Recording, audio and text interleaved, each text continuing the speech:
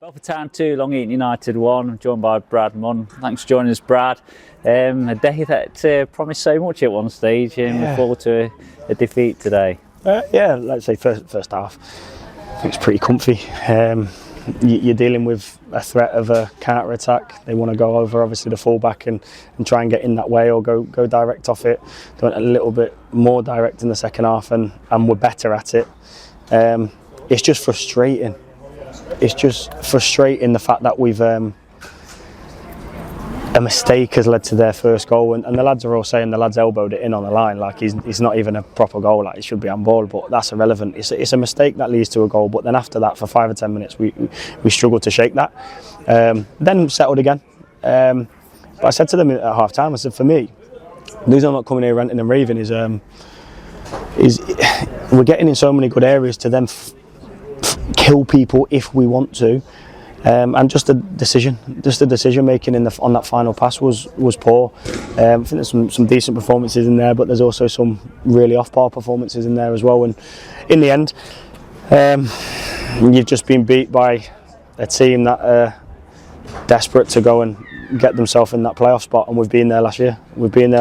And it's, like I say, frustrating from how we started the game. I thought we were pretty comfortable, really getting into some proper areas. Scored a great goal.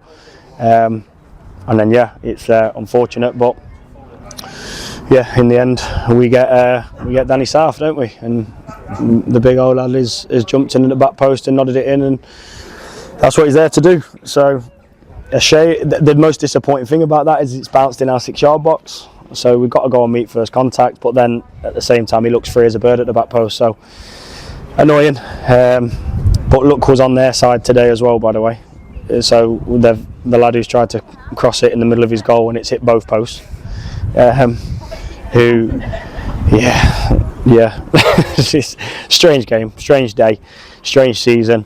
And also, by the way, I think some of the fans that were around our dugout were a credit to Belper as a football club. Some not so much, but as a club and as a team, I wish them good luck and hopefully, because I've got some friends here, that they can now, after playing us, go and secure themselves a playoff spot. Yeah, so goals obviously change games, and they've been on a bad run, and as you just said, it was our mistake really, and that changed the course of the game, didn't it? For all the aerial threat, we had largely dealt with it quite well throughout the game, haven't we? The thing is, you know what's coming at you. You know what's coming at you, and the one thing they'll continue to do is do that.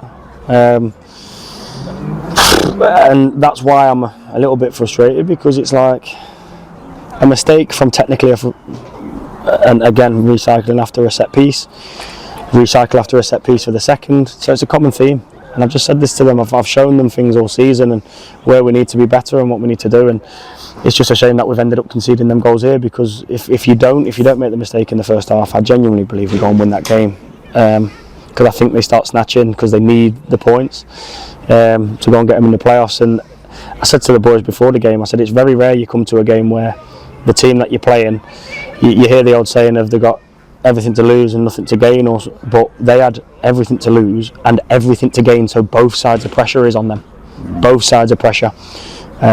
So if you keep them out and don't make your mistakes, people start to snatch, and maybe the game's different, but in the end the game's panned out how it's panned out, and for the most part happy with certain parts, not so happy with others, and we just got to lick our wounds and go again. But they celebrated exactly how they should celebrate, because they're trying to get themselves into the playoffs, and it's got to mean that to people. So fair play to them, and as I say, I wish them all the best if they do get there. Yeah. From after the goal, they managed the game really well, didn't they? Apart from the nearly their own goal, we huffed and puffed, and we tried, but they kept us at arm's length, didn't they? Yeah, and this is where I get frustrated, because it looks like they did. And we got our lads into certain areas and we're just turning down the obvious passes and trying to be too clever, and you've got an opportunity probably less than 5 minutes into the second half. As I've just said at half time, stop turning down certain passes and they will open up for you. One opened up, we've got Dexter 1v1 5 yards inside the box. Tris tries to turn back into the middle of the goal and we lose the ball. And you've got arguably one of the best 1v1 wingers in the league 5 yards inside the box with his fullback. and all of a sudden something can come out of that and you score or make something happen, you get a corner from it. Instead you're defending your own goal. All after that they get a corner, and it's frustrating, but for me it is what it is, isn't it? We've came away with nothing, which is a shame. We're pretty hard to beat, like after what's happened in the last month, so it's not often that it's happening now, but it's irrelevant because I want to win games of football. I don't even want to draw when they scored to make it 1-1. I said to the boys, it's irrelevant, I'm not bothered, get straight back to it, get on the front foot, open them up again, but we didn't, and football reared its ugly head in the end. Yeah, so there was some frustration right at the end in the far corner. We picked up a red card. It looked like a couple of times it was... he's gone full-blooded into the tackle earlier on in the second half, and he's won all of the ball. And I think they'd be disappointed if one of their lads did it to come away with a yellow. But it's a strong tackle, but you see people sometimes get booked for them, but he's got every single part of the ball. It's a strong tackle, and that seems to have just gone out of the game completely. And he's won all the ball again on the second one, but it looks like, could it be quite bad? And so he's won the ball twice and got sent off. But that being said, I've seen people that happen to. So it's a shame, but in a small squad we've got to obviously lose him for a game after Saturday, and then obviously bear with him for the last two.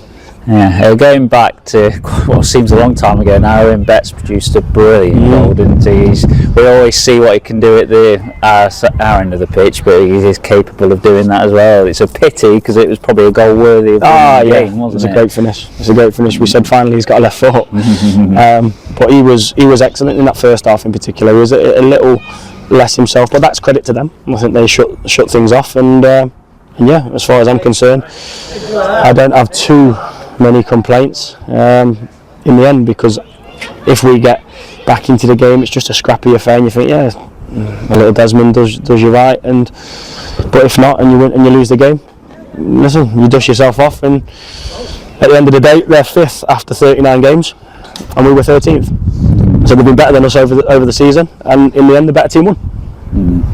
So looking ahead, we are back at home to Mickleover on Saturday, and it's an opportunity, isn't it, to get a victory and start to get some more points on the ball on the home straight. Yeah, we want to get over that 50-point mark just for ourselves, but it shows in a league where there's more games than last year.